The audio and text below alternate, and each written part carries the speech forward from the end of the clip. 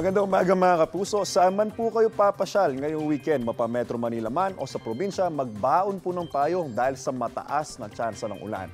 Base sa rainfall forecast ng Metro Weather, halos buong bansa po ang uulanin ngayong araw hanggang bukas at sa araw ng linggo. Higit na mataas ang posibilidad ng ulan pagsapit ng hapon at ng gabi. Posible po ang heavy to intense rain sa ilang lugar kaya maging alerto po tayo sa banta ng baha o landslide. Yung mga nakatira po lalo sa mababang lugar, malapit sa ilog o nasa paanan ng bundok. Excuse me po. Ulan din muli tayo rito sa Metro Manila ngayong weekend. At good news po mga kapuso dahil wala po tayong inaasahang bagyong papasok sa loob-lobas ng ating Philippine Air Responsibility.